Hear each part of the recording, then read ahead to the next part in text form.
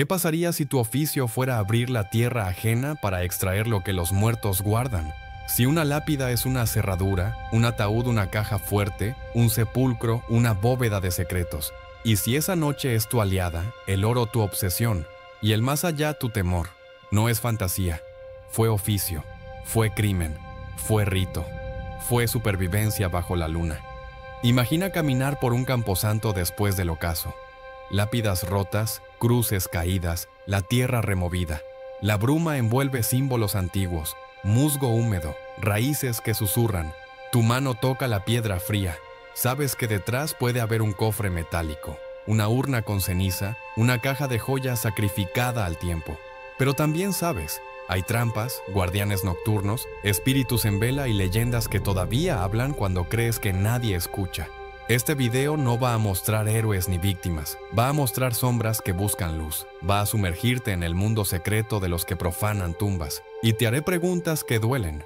¿Hasta dónde llegarías por un tesoro oculto bajo tierra? ¿Qué caras verías si supieras que alguien enterrado allí te observa? ¿Y si lo que buscas es oro, pero encuentras algo más antiguo y más terrible? Respira. Olerás tierra húmeda, metales oxidados, incienso muerto. Escucharás madera al astillarse, racimos de cadenas, gemidos de piedra, y sabrás que la muerte también tiene secretos que robar.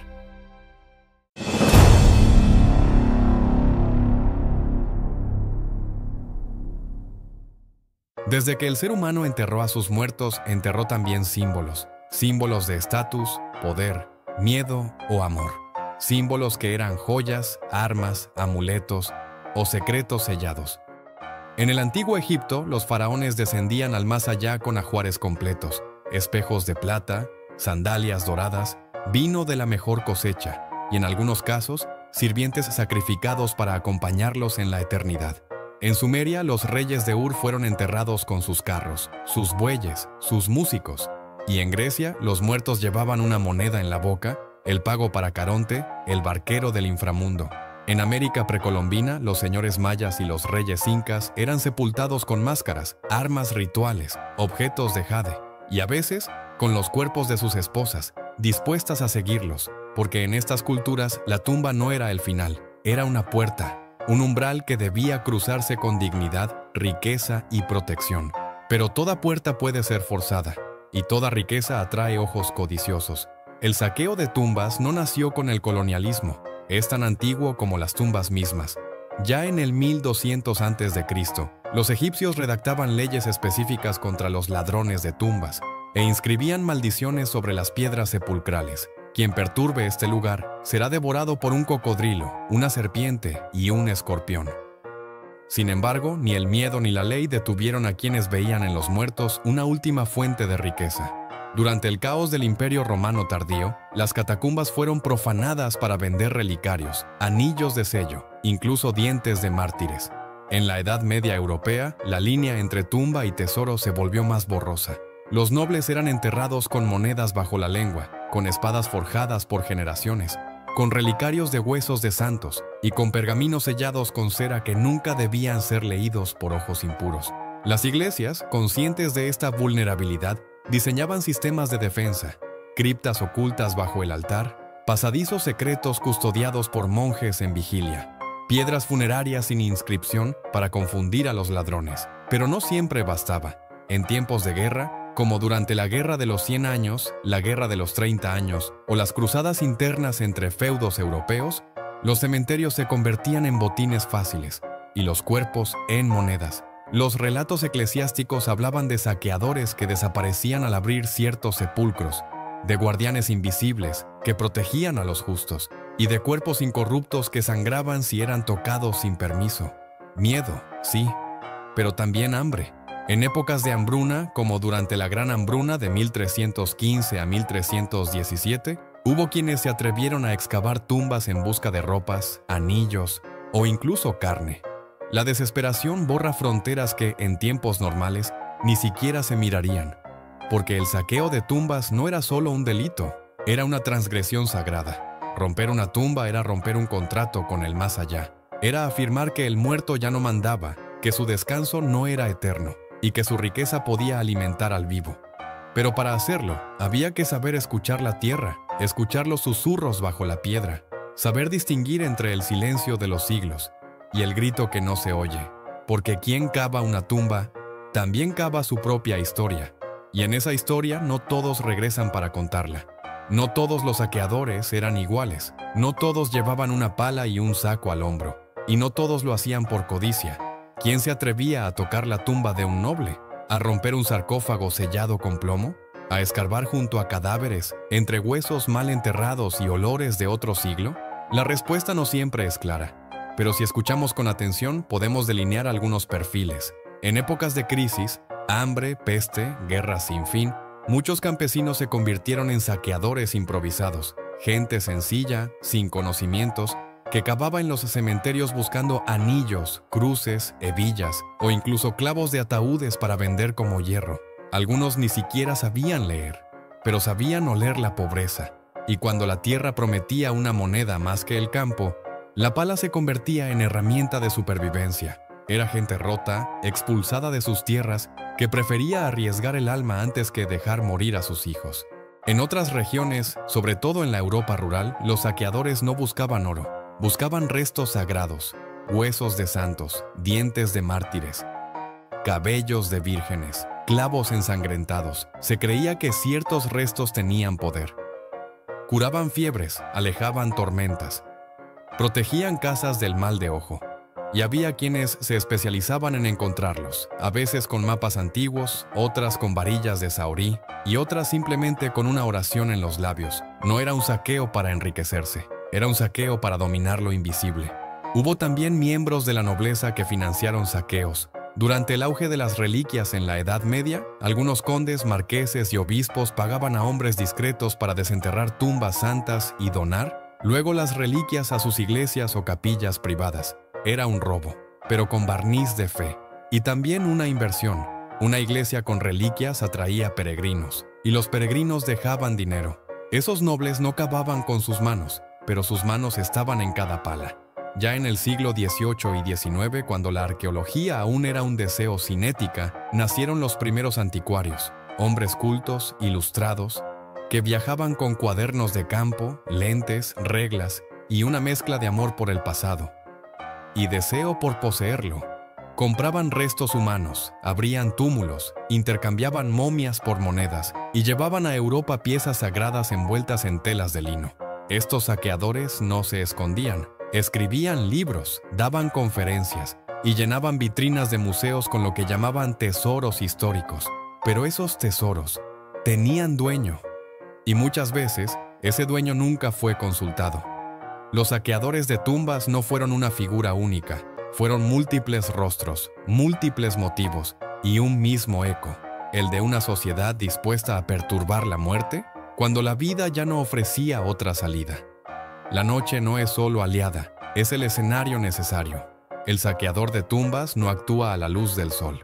Su mundo empieza cuando las antorchas del pueblo se apagan, cuando el canto del gallo aún está lejos y las sombras cubren la memoria de los vivos. El plan empieza horas antes. Una tumba ha sido seleccionada, no cualquiera. Las más pobres no guardan más que huesos. Las más vigiladas conllevan demasiado riesgo. El saqueador busca un equilibrio, riqueza oculta bajo tierra, pero sin ojos que vigilen arriba. Las herramientas son pocas pero precisas. Una pala pequeña, de mango corto y hoja afilada. Un gancho metálico para levantar lápidas con cuidado. Una lámpara de aceite cubierta que apenas deja escapar luz. Y si puede conseguirlo, un pequeño frasco con vinagre, para soportar el hedor de la descomposición. Hay ritos, no religiosos, pero sí supersticiosos. Muchos saqueadores dibujaban símbolos en la tierra, enterraban una moneda antes de abrir la tumba o murmuraban palabras heredadas de viejos textos. No todos creían en maldiciones, pero ninguno quería probarlas. El trabajo comienza, remover tierra, escuchar cómo cruje, evitar raíces gruesas o señales de colapso. Cuando el metal de la pala toca piedra se detiene el corazón, la cripta está cerca. Y entonces se hace el corte final. La tapa del ataúd, si existe, está húmeda, hinchada por la tierra. Se necesita fuerza y paciencia. El silencio debe reinar. Una voz humana aquí abajo puede parecer una invocación o una llamada para algo que no debería despertar. Cuando el cofre se abre, el aire se espesa. No hay oxígeno. solo un vaho antiguo, un olor que mezcla hierro, incienso y piel muerta. El saqueador sabe que tiene minutos, no más.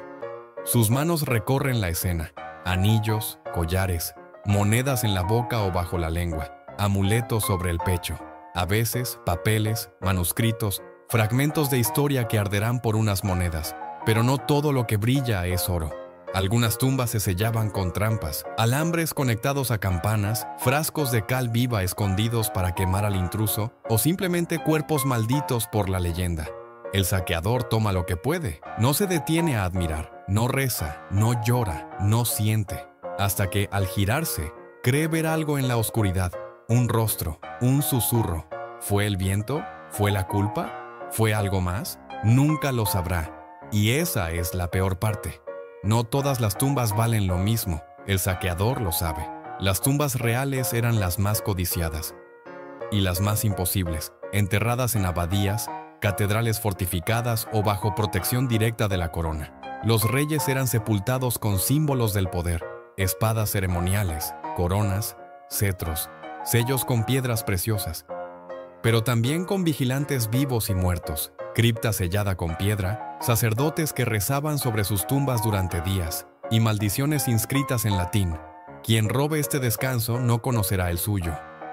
Más accesibles eran las tumbas de nobles rurales, varones, condes, caballeros veteranos de guerra. Sus cuerpos eran enterrados con sus medallas, anillos familiares, y a veces mapas o llaves que solo sus herederos debían recibir. Estas tumbas podían estar en capillas privadas, mausoleos familiares o en zonas delimitadas del cementerio. El saqueador debía distinguir la piedra nueva de la antigua, leer escudos grabados e interpretar símbolos heráldicos. Un león para los guerreros, una flor para las mujeres nobles, una calavera para los que murieron sin redención.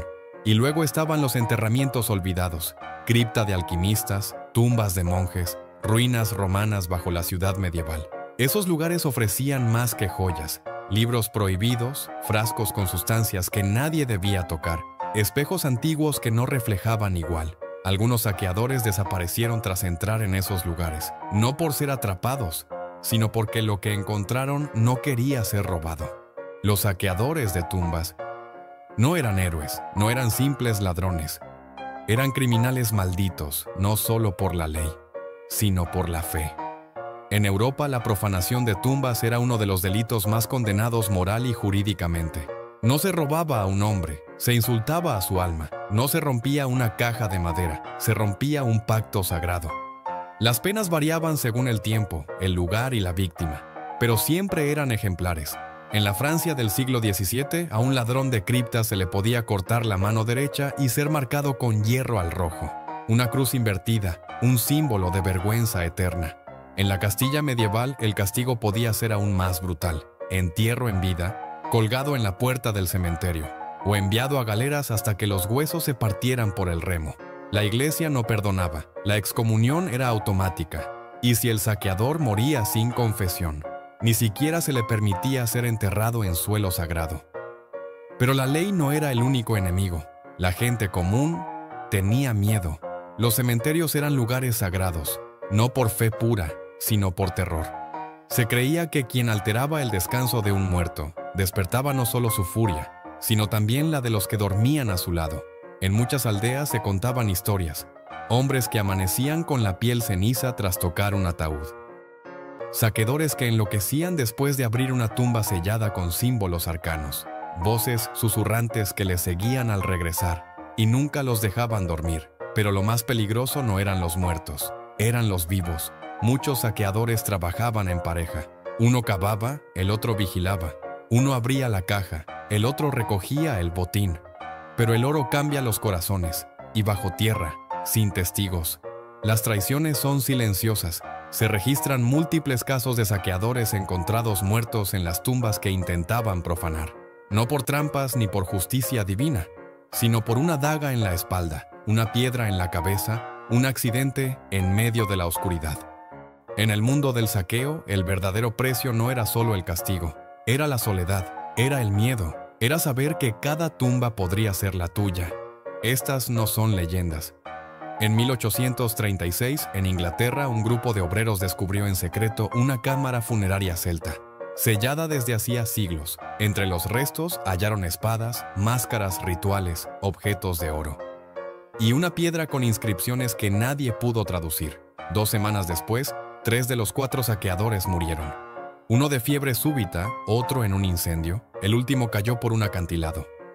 La piedra fue enviada a un museo y desapareció durante la Segunda Guerra Mundial. En el Egipto tolemaico, los saqueos eran un fenómeno tan común que se escribieron manuales funerarios falsos para despistar ladrones, tumbas que llevaban a pasillos sin salida, objetos colocados como trampas, incluso cuerpos falsos, dobles, para que el verdadero cadáver descansara en paz más profundo aún. En el México virreinal, los entierros en iglesias incluían criptas selladas bajo el altar. Un documento del siglo XVII narra cómo un joven sacerdote fue sorprendido desenterrando a un obispo en busca de su anillo episcopal. Fue enterrado vivo en esa misma cripta, y su nombre fue borrado de los registros. Y aún hoy, en zonas rurales de Europa del Este, se cuentan casos de hombres que bajaron a cuevas funerarias romanas y nunca regresaron. No hay pruebas de fantasmas, solo huesos dispersos, piedras removidas y un eco que parece repetir el mismo aviso: lo que fue enterrado no debe ser tocado. No todos los saqueadores buscaban oro, algunos buscaban carne. En los márgenes de la historia, mientras las guerras estallaban y las coronas cambiaban, se gestaba otra revolución, la del conocimiento del cuerpo humano. A inicios del Renacimiento, la medicina empezaba a mirar dentro del cuerpo, literalmente. Universidades como Padua, Bolonia y Montpellier necesitaban cadáveres, no para enterrarlos, sino para abrirlos, disecarlos, explorarlos. Pero aquí surgía el problema. La ley prohibía desenterrar muertos para tales fines. El cuerpo era sagrado. Tocar uno sin permiso era profanación. La solución: pagar en la sombra. Médicos, cirujanos y alquimistas empezaron a contratar a saqueadores para obtener lo que no podían comprar legalmente: cuerpos recientes, preferiblemente completos, no descompuestos, sin signos de violencia. Así nacieron los resurrectionists en Inglaterra. Así actuaron los ladrones de cadáveres en Francia. Y en toda Europa, el comercio de la muerte se profesionalizó. Un cuerpo entero podía valer más que un anillo de oro, una cabeza bien conservada, el salario de un mes. En Edimburgo, el caso de Burke y Hare en el siglo XIX escandalizó a Europa. Comenzaron desenterrando cuerpos, pero terminaron asesinando personas para vender sus cadáveres a la Facultad de Anatomía. Cuando fueron descubiertos, uno fue ahorcado y su esqueleto fue disecado y expuesto en la universidad, el castigo convertido en exhibición. Pero no solo los médicos necesitaban cuerpos. Los alquimistas creían que los huesos, la grasa o incluso la sangre de ciertos muertos poseían poderes únicos. La grasa humana servía para preparar ungüentos del ladrón. El polvo de momia, vendido en boticas, se usaba como remedio para múltiples males, y algunos cráneos, molidos y mezclados con vino, se ofrecían como cura contra la epilepsia o las visiones. Los muertos eran botín, pero también mercancía, remedio y experimento. Y cuanto más reciente el cuerpo, mayor el precio, mayor el riesgo, y también mayor el silencio. Porque quien se beneficiaba de esos cuerpos no quería que nadie supiera de dónde salieron. No todo lo enterrado es visible. Algunas tumbas guardaban más que joyas o cuerpos. Guardaban saberes, y no todos debían ver la luz. En monasterios abandonados, tumbas de abades, criptas de escribas, los saqueadores encontraban manuscritos sellados, libros con cerraduras, códices envueltos en lino. Muchos de estos textos no eran religiosos, eran tratados de alquimia, invocaciones, registros prohibidos por la Inquisición. Algunos estaban escritos en latín, otros en lenguas ya olvidadas, y otros en símbolos que nadie pudo descifrar. Saqueadores que sabían leer podían vender estos libros a coleccionistas, nobles excéntricos o sociedades secretas. Algunos textos fueron comprados por familias que los escondieron por generaciones, temiendo su contenido. Y aún hoy aparecen en subastas volúmenes cubiertos de piel, con tintas que cambian de color, y frases que nadie se atreve a pronunciar en voz alta. Pero no solo los libros encerraban secretos, también los objetos, amuletos colocados sobre el corazón, máscaras sobre el rostro, estatuillas con símbolos de dioses olvidados, cadenas de plata para atar al muerto. Algunos creían que estos objetos retenían el alma del difunto, Otros decían que eran llaves, no para abrir tumbas, sino para abrir puertas que no debían cruzarse. Y así el saqueador que buscaba una joya a veces terminaba encontrando un mensaje, tallado en hueso, escrito en pergamino, oculto bajo siglos de silencio. Un mensaje que no pedía ser leído, pero que una vez abierto, nunca podía olvidarse. Con el paso de los siglos, el saqueador de tumbas cambió de rostro. Dejó de ser un bandido con pala y daga y se convirtió en explorador con pincel y permiso oficial. Así nació la arqueología. Pero no fue en sus comienzos tan inocente como la ciencia que hoy conocemos. En el siglo XIX, imperios europeos, sobre todo Francia, Inglaterra y Alemania, comenzaron a excavar tierras extranjeras. Egipto, Mesopotamia, Grecia, América Central. Excavaban tumbas reales, pirámides, templos antiguos, y lo que encontraban no siempre era registrado ni conservado. Era enviado a Londres, a París, a Berlín, a salones de coleccionistas, a vitrinas de museos. Miles de objetos sagrados fueron robados, miles de restos humanos, desenterrados sin ceremonia, convertidos en piezas de estudio. El cuerpo de una princesa egipcia podía ser analizado por 10 médicos europeos, sin que nadie preguntara qué derecho tenían sobre ella. Los códices mayas fueron arrancados de cenotes sagrados para adornar bibliotecas privadas. Las tumbas ya no eran solo un lugar de descanso, eran mercancía global, y mientras Europa llenaba sus vitrinas, los pueblos de origen quedaban con sus dioses rotos, sus muertos sin nombre y su historia contada por otros. Hoy, las discusiones sobre el patrimonio robado siguen abiertas. ¿Debe el Museo Británico devolver lo saqueado? ¿Deben las momias egipcias descansar por fin en sus tumbas? ¿Puede un país reclamar lo que le arrebataron hace siglos? La respuesta no es solo legal, es también moral, es también histórica, porque lo que se quita a los muertos, también se le quita a los vivos. Durante siglos, los saqueadores se movieron en la sombra, cavaron bajo la luna, susurraron en criptas, pisaron con miedo la línea entre el mundo de los vivos y el de los muertos. Algunos lo hicieron por hambre, otros por codicia, otros más por saber. Pero todos padecieron el peso del silencio. No hay tumbas inocentes. Cada cuerpo enterrado guarda una historia, una promesa, un miedo, un último deseo. Y quien lo perturba, aunque sea siglos después, se enfrenta a más que una maldición. Se enfrenta al eco de una pregunta que no tiene respuesta. ¿Y si fueras tú el que descansa ahí, y otro viniera a romper tu paz? Hoy, cuando pienses en saqueadores de tumbas, no imagines solo películas de aventuras o libros de misterio. Piensa en el crujir de la madera podrida, en el olor a tierra húmeda, en la respiración contenida mientras se abre un ataúd, en la mezcla de codicia y terror. Porque la historia no está hecha solo de reyes y guerras. También se escribe en la penumbra con manos sucias de barro y ojos que no se atreven a mirar atrás. ¿Y tú? Si vivieras en la Edad Media, ¿te atreverías a abrir una tumba sellada? ¿A robar un anillo del dedo de un difunto? ¿A cargar con un libro que ningún vivo quiso leer? Déjamelo en los comentarios. Y si quieres seguir explorando conmigo los rincones más oscuros, más olvidados y más intensos de nuestra historia, suscríbete a Back en el Tiempo. Aquí no solo contamos el pasado, lo desenterramos, porque lo que fuimos sigue enterrado bajo nuestros pies, esperando ser comprendido, o tal vez, esperando que no lo toquemos nunca más.